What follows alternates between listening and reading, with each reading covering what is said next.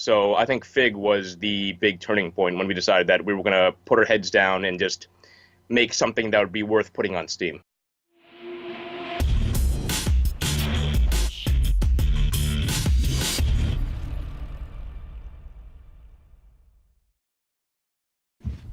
So I'm joined by Takorn Sueksagan of Mystery Egg Games, and we're going to be talking about Gun Gun Gun, which is just come out on Steam Early Access. So to begin, Takorn, why don't you give us a pitch for the game? Tell us what it's all about and why people should be interested.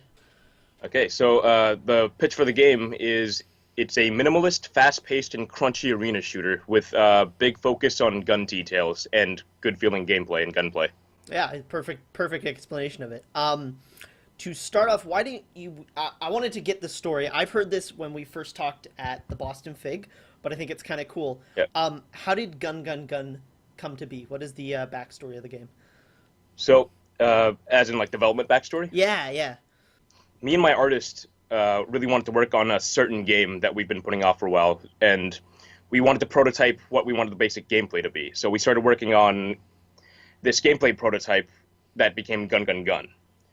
And this was just the result of just iterating on a bunch of things that we wanted to have in the game in terms of how the gunplay would feel, how the enemies would react, and stuff like that. And we were developing it in school, so the development was pretty unfocused, and the scope gradually just grew without us really noticing. And eventually, the game got a lot bigger than its original one-player, three-gun, one-enemy pitch. Cool.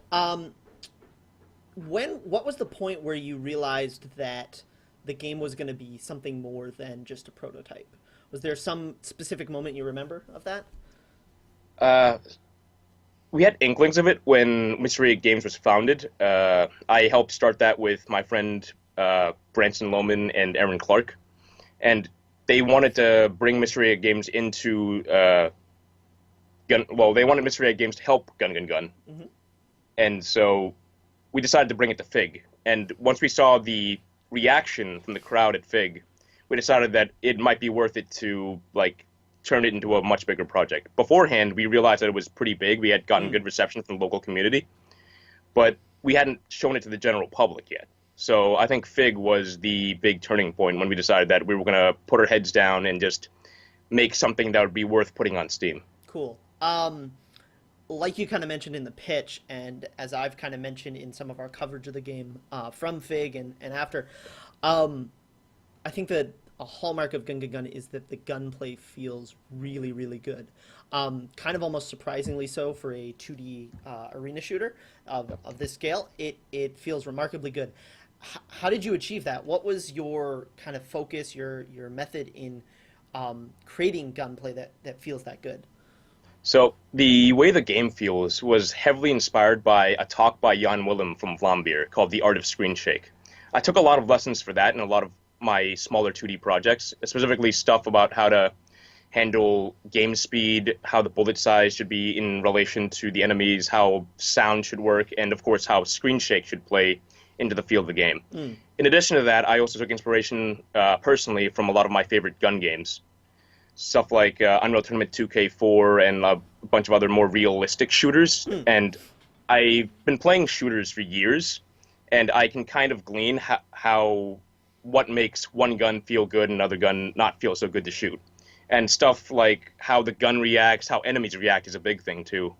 So even if the gun has perfect animation and sound, if the enemy doesn't react in a satisfying way, it doesn't feel like the gun's really that powerful. Right. So I take all of that into account and I roll it into the game. So it's also a lot of small details. Shell casings flying out, flying everywhere, and you hear the tinkle of the shells bouncing around when the gun sounds stop.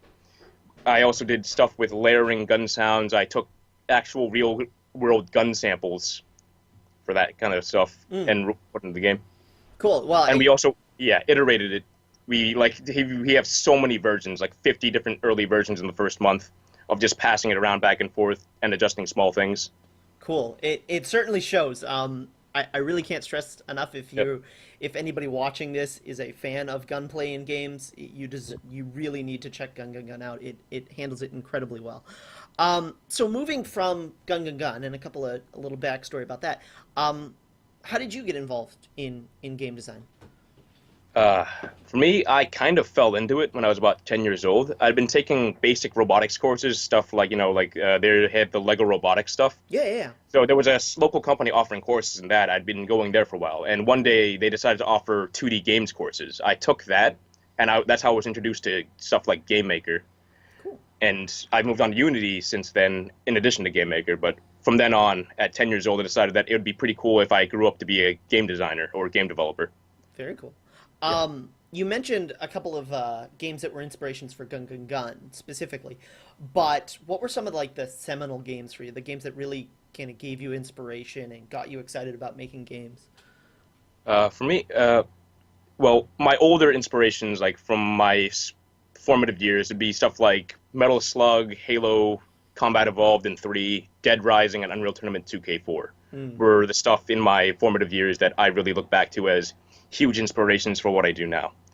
Nowadays, I'm looking more towards things like Metal Gear Solid 3 and Metal Gear Solid 5, the entirety of the Stalker series, made by Mm. a company that folded before its time, Yeah, unfortunately. I have to And agree with that one. and most of the stuff that's coming out of Vlambeer and Devolver Digital, like I Mm. love their stuff. So Awesome. those are my inspirations nowadays. Awesome. And to kind of round things up, um, there's obviously a lot of indie dev teams out there now. It's very saturated. But are there any that you can kind of pull out that you'd like to kind of give a shout out to that you think are doing something really interesting or really cool, especially if people might not have heard of them? Yeah. I'd like to point out four in particular that Ooh. I've really been paying attention to recently. So one is Modulatio Games. They made Running with Rifles, which is like a top-down open-world war game where you play as a single soldier in a big battlefield in a three-way war. And when that guy dies, you take over another guy on your side, and you keep fighting this like huge war. Cool. So I played that for a long time, and I thought it was a really cool concept. There's also Moppin, who made Downwell, and Pixel Titans, who made Strafe. You've probably heard of them at this point, Hmm. but they've both been picked up by Vlambeer. Both their games are really in the vein of what I would like to do in the future, too. Cool. And there's also David, I think it's Szymanski from New Blood Interactive. They're making Dusk, which is Quake, modern-day Quake. Yeah. And I think that is awesome. Awesome. Cool. Awesome. Well, Takorn, thank you for sharing a little bit about both the background of Gun Gun Gun and yourself and how you got into indie game development. For people that are interested, Gun Gun Gun is available on early access now. There'll be a link in the description below.